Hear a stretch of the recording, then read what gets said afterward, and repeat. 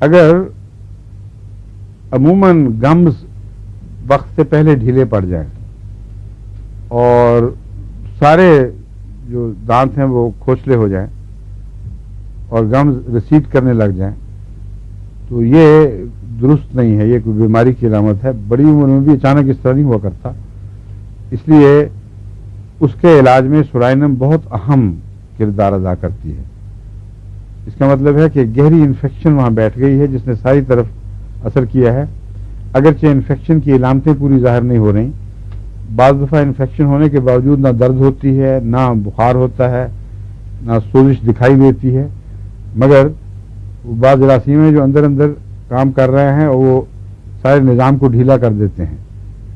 اس قسم کی دواؤں میں بلکہ زیادہ خطرناک دواؤں میں سے ایک اور دوائی میں نے آپ کو بتائی ہوئی ہے، کیا ہے وہ؟ بیپتیسیا۔ بیپتیسیا میں شدید گلا خراب ہو کر وہ گلنے سڑنے لگ جائیں گے غدود، لیکن نہ درد ہے نہ سوزش کی دوسری علامتیں پائی جاتی ہیں۔ سلیشیا ٹائیفائڈ کے دستوں میں جن میں اسی قسم کی علامتیں ہوں، دقاہت پیدا کرنے والے ہوں درد کی بجائے اور سخت بدبودار ہوں، ان میں بیپتیسیا سے بہتر کوئی دوا نہیں، کم سے کم میرے علم میں کوئی نہیں۔ میں نے اس کو ٹائیفائڈ کو تو عموماً 2-3 دواؤں کے اندر ہی اللہ کے فضل کے ساتھ قابو آتے دیکھا ہے، اور بعض کیسز میں مزید غور کی ضرورت پڑتی ہے، ورنہ اکثر کیسز ان میں رہتے ہیں۔ اگر اسہال کی طرف میلان نہ ہو مریض کا تو ٹائیفائڈینم اور پائروجینم 200 میں،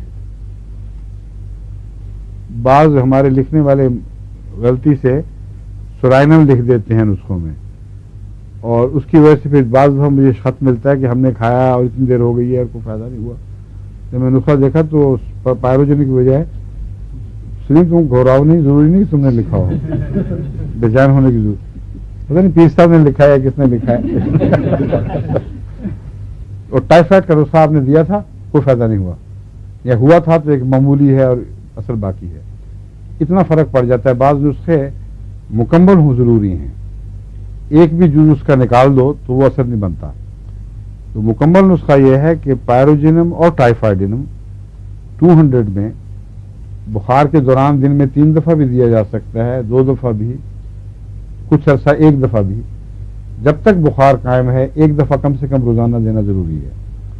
اس کے بعد رفتہ رفتہ اس کو کم کرتے ہوئے فاصلے بڑھانے شروع کر دیں، اور اس کے ساتھ کمبینیشن فیرم فاس کالی فاس۔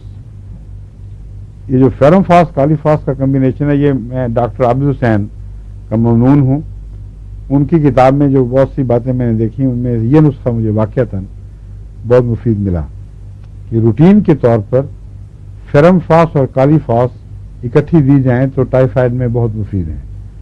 تو پائروجینم اور ٹائیفائڈینم کا نسخہ حضرت ابا جان رضی اللہ تعالیٰ عنہ سے، حضرت مسلم موعود سے لیا تھا میں نے، یعنی ان کے طریق میں شامل تھا مستقل۔ اور فیرم فاس کالی فاس کا نسخہ عابد حسین کی کتاب سے مجھے ملا، تو یہ ہے مفید۔ لیکن اگر اسہال ہوں، بدبودار ہوں، نقاہت پیدا کرنے والے ہوں، تو اس وقت فیرم فاس کالی فاس کی بجائے بیپتیسیا کو اسی 200 والے کمبینیشن کے ساتھ دیں۔ اس دائرے کے اندر خدا کے فضل سے مریض ضائع نہیں ہوتے۔ وہ ڈاکٹر صاحب کیا چیز ہے جو نکلتی ہے، پتی سی نکلتی ہے اس کے بعد ٹائیفائڈ کے مرض میں، جس طرح موقع ہو نا باریک باریک سے، اس طرح کے سارے جسم پر ظاہر ہوتے ہیں وہ نشان، اس کی انگریزی اصطلاح ہے باقاعدہ ڈاکٹری، اس وقت میرے ذہن میں نہیں آ رہی، میں دیکھ لوں گا، چیک کر لوں گا۔ ٹائیفائڈ کے پوری طرح ٹائیفائڈ سے شفایاب ہونے کی ایک یہ علامت ہے کہ جب یہ اپنا زور مار چکتا ہے اور آخری صورت میں دفع ہوتا ہے جسم سے، تو اس کی جلد پر وہ دانے دانے سے نکل آتے ہیں۔ یہ میں نے خود دیکھے ہیں۔ تورکی، ٹائیفائڈ کی تورکی، نہیں میں انگریزی میں ٹورکی نہیں کہتے نا، تو کو ٹو کر دیں، اور وہ پنجابی میں ٹھیک ہے، اردو میں پتہ نہیں، مگر وہ تورکی تو بالکل ٹھیک ہے، تورکی نکلتی ہے۔